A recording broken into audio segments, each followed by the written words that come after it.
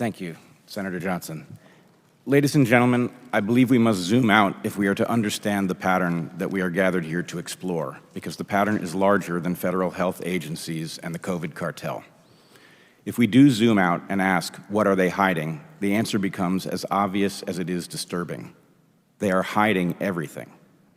It will be jarring for many to hear a scientist speak with such certainty. It should be jarring. We are trained to present ideas with caution, as hypotheses in need of a test. But in this case, I have tested the idea, and I am as certain of it as I am of anything. We are being systematically blinded. It is the only explanation I have encountered that will not only describe the present, but also, in my experience, predicts the future with all but perfect accuracy. The pattern is a simple one. You can see it clearly and test it yourself. Every single institution dedicated to public truth-seeking is under simultaneous attack. They are all in a state of collapse. Every body of experts fails utterly. Individual experts who resist, or worse, in an attempt to return their institutions to sanity, they find themselves coerced into submission.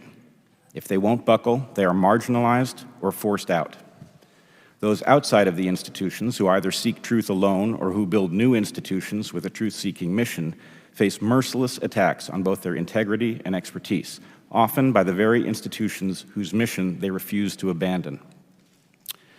There is a saying in military circles, once is a mistake, twice is a coincidence, 3 times is enemy action. I have no doubt that given an hour, the people on this panel could point to 100 examples of the pattern I have just described, while finding even a handful of exceptions would pose a significant challenge.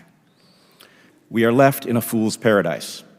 Our research universities spend huge sums of public money to reach preordained conclusions.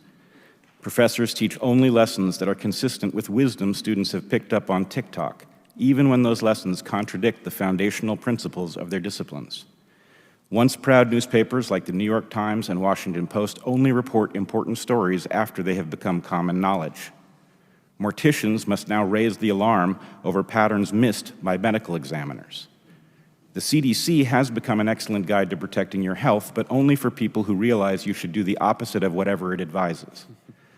The courts, the last holdout in this ongoing inversion of reality, are now regularly used as a coercive weapon of elites against those who threaten them.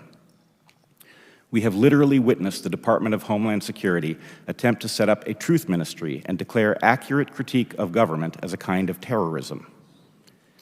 To my fellow patriots in the West, the pattern is unmistakable. I cannot tell you with any certainty who they are or what they hope to accomplish, but I can tell you that we are being systematically denied the tools of enlightenment and the rights guaranteed in our Constitution.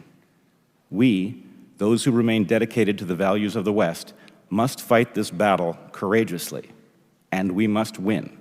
For if we do not stem the tide, the result will be a dark age that differs from prior dark ages only in the power and sophistication of the coercive instruments wielded by those who will rule us.